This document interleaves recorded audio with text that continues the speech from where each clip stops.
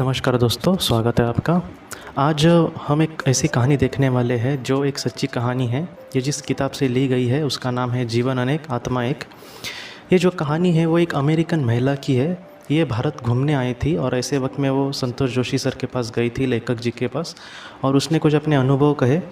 उसने ये कहा कि उसके पीठ में एक ऐसा दाग है, पीठ के नीचे ऐसे वो दाग ऐसा है कि थोड़ा सा गाढ़ा ऐसे दाग है। मतलब उसने वो देखा, वो ये कोई गांठ वगैरह नहीं है। उसने उसका चेकअप वगैरह किया, लेकिन फिर भी उसका आंसर उसको नहीं मिल रहा था। उसको पहले लगा कि कोई कैंसर का वगैरह गांठ है क्या वो, लेकिन वो ऐसी नहीं थी। तो उसने ये कहा कि उसको समझ नहीं आ रहा था कि ये क्या है। तो उसको ऐसा दिल में लगा कि कहीं इसका संबंध उसके पुनर्जन्म से तो नहीं है। तो लेखक जी ने कहा कि चलो हम अपन उसका PLR करके देखते हैं, पास्ट लाइफ रिग्रेशन। जब उसने औरत ने तकरीबन 35 इयर्स की औरत थी, वो 35 साल की। जब उसका पास्ट लाइफ रिग्रेशन किया गया दोस्तों, तब उसको ये पता चला कि एक बहुत ही प्राचीन जन्म में वो एक आदिवासी जैसे एक कबीले में रहती थी। रेड इंडियंस जैसा वो इलाका था, रेड इंडियंस लोगों का। वो जो औरत थी उसका मतलब पूरा सिर वगैरह मुंडवाया था। शायद उनके वो समाज में वगैरह वैसे करते होंगे, उस वक्त की ये बात है। आदिवासी टाइप रेड इंडियंस जो लोग थे। तो उसने ये देखा कि उसका जो कबीला था वो अपने हिसाब से जी रहा था। उसको एक बेटा भी था और अपने जीवन में वो लोग खुश थे। लेकिन बाद में क्या हुआ दोस्तों कि उनके कबीले पर किसी और कबीले ने हमला कर दिया। ऐसे वक्त पे ऐसे हमले वहाँ पर होते थे क्योंकि उनका हमला करके वो जी उनकी जो ज़मीन थी वो हड़प ली जाती थी। और वैसा ही उस लड़की के साथ हुआ। और इसके जो कबीले वाले बहुत लोग कुछ बच गए, तो ये भी उनमें से थी। तो ये लोग वहाँ से भाग गए। लेकिन एक वक्त ऐसा आया जब इसके साथ कोई भी नहीं था। सारे लोग इस दुनिया से चले गए थे, सारे लोगों को उन्होंने मार दिया। और ये किसी तरह से अपनी नाव लेकर उस नदी के किनारे जा रही थी। जब वो जा रही थी बोट लेकर छोटी सी, तो उस पर फिर से कबीले वालों ने हमला कर दिया वहाँ पर। और वो किसी तरह से उसने छलांग लगाई नदी पर, और वो किसी तरह से किनारे पर तैरती तैरती जा रही थी। अपने बच्चे को उसने पीठ पर बांधा था। बहुत ही बुरा वक्त होगा उसका जीवन का वो। और वो जब तैर रही थी तब उसको अंदाज़ा हुआ कि उसके पीठ पर बहुत ही ज़्यादा उसको दुख का अनुभव हुआ। और मतलब क्या होता है, कभी कभी मैंने भी देखा है, क्योंकि ऐसे लोग जो बताते हैं कि उसको जब गोली लगी या फिर उसके सामने ऐसी जब पीड़ा आती है तो समझ नहीं पाते। बहुत ही मतलब सेकंड के 10% में वो सारी चीज़ें घट जाती है। तो इस वजह से वो समझ नहीं पाते कि क्या हुआ है, और उनका ध्यान वहाँ पर नहीं होता। उनका ध्यान कहीं और होता है ना। तो वो जैसे इसका ध्यान था किनारे पर जाने के लिए, तो वैसे उसके साथ हुआ। और वो ये कहने लगी कि पीठ पर बहुत ही ज़्यादा दुख उसको महसूस हुआ। और उसने देखा तो उसके पीठ पर बाण लगा था, तीर लगा था। और वो जो तीर लगा था वो उसके बेटे को लगकर उसको लगा था। मतलब बेटे से गुज़र कर वो इस पर लगा था। और वो उसको इतना पीड़ा हो गया था कि वो कह नहीं सकती थी। लेकिन मरते मरते उसको ये भी लगा दोस्तों कि अपने बेटे को वो नहीं बचा पाई। तो वो भी दुख कहीं ना कहीं उसके अंदर था, और इस वजह से वो बहुत ही ज़्यादा दुखी थी। और जो निशान था वो बराबर वही था जहाँ पर अब उसको दर्द हो रहा है। मतलब वो जो निशान था वो उस कहीं ना कहीं उस जन्म की वो कहीं एक छोटी सी निशानी थी उसके शरीर पर।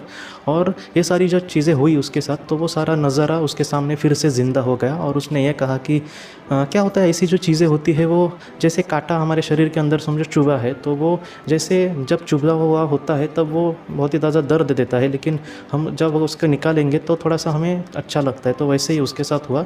ये कहीं ना कहीं जो चीज़ उसके साथ बहुत ही बुरी हुई थी, वो कांटा कहीं ना कहीं उसके दिल में, उसके मन में चुभा था, जिसके बारे में उसको कुछ भी नहीं पता था। लेकिन अब जब उस पास्ट लाइफ रिग्रेशन उसका ख़त्म हुआ और उसके बाद उसने ये किया, और उसके बाद ये सारी चीज़ें उसको समझ में आई।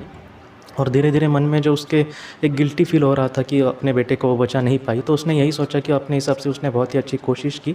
कोशिशें कभी कभी नाकामयाब अगर हुई, फिर भी हमें नाराज़ नहीं होना दोस्तों। और उसने भी वैसे ही सोचा, और वो कहीं ना कहीं खुश होकर चली गई।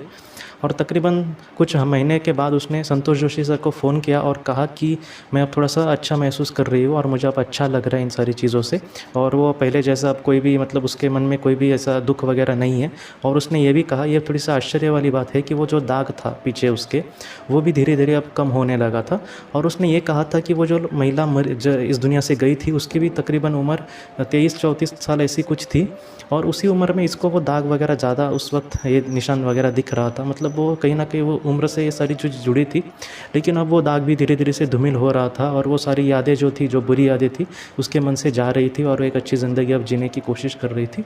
तो ये दोस्ती हमें ये कहानी हमें यही सिखाती है दोस्तों कि ऐसी चीज़ें कभी ना कभी जो हमारे किसी जन्म में हुई थी, तो उसका असर इस जन्म में भी पड़ सकता है। तो उसके बारे में हमें ज़्यादा नहीं सोचना चाहिए, हमें अपनी ज़िंदगी में जितना हो सके अच्छी चीज़ों का धारण करके आगे बढ़ना चाहिए, क्योंकि सारी ही ऐसी चीज़ें हम सबको याद आएंगी ऐसा नहीं होता, लेकिन कुछ ऐसे लोगों को याद आता है, या फिर पास्ट लाइफ रिग्रेशन से बहुत सारी चीज़ें हो सकती है। तो मैं यही कहूँगा कि आप ज़्यादा चिंता मत करिए। अगर किसी को इतनी बड़ी परेशानियाँ वगैरह हो रही है तो आप ज़रूर व्हाट्सअप पर मुझसे संपर्क करें। जितना हो सके मैं आपको प्रार्थना देने की जरूर कोशिश करूँगा, ऑडियो भी देने की कोशिश करूँगा पास्ट लाइफ रिग्रेशन की, जिससे आप घर पे उसका प्रयास कर सकते हैं। या फिर आपको मैं ध्यान करने की वगैरह ये कहने की कोशिश करूँगा, क्योंकि ध्यान में वगैरह भी ऐसी चीज़ें होती है कि हमारे दिल में कुछ ऐसे सवालों के जवाब मिलते हैं, लेकिन एक्यूरेट एकदम परफेक्टली चीज़ वो हमें दिखेगी नहीं, तो कभी कभी पास्ट लाइफ रिग्रेशन से दिखती है दोस्तों। तो दोस्तों आज की इस कहानी में इतना ही, मैं आपसे अब विदा लेता हूँ। हम अपनी अगली वीडियो में मिलते हैं। आप अपना अपने परिवार का ख्याल रखना। आपका बहुत बहुत ज़िंदगी की रोशनी ये एक कंसल्टेंसी है जो ऐसे लोगों को मदद करने की कोशिश करती है जिन्होंने किसी अपने को खोया है, या फिर जो लोग अपने जीवन में बहुत ही ज़्यादा दुखी है। जो लोग इस संस्था के साथ जुड़ेंगे उन्हें पास्ट लाइफ रिग्रेशन की ऑडियो, ध्यान करने के लिए 5 ऑडियो, 10 ऑडियो बुक्स और उसके साथ साथ PDF किताबें, मतलब ऐसी किताबें जो मोबाइल या फिर लैपटॉप या फिर कंप्यूटर पर आप पढ़ सकते हैं, ऐसी किताबें उन्हें ईमेल पर या फिर व्हाट्सएप पर भेजी जाएंगी। जो लोग इस संस्था के साथ जुड़ना चाहते हैं वो कृपया इस नंबर पर व्हाट्सएप मैसेज करें। आपका बहुत बहुत धन्यवाद।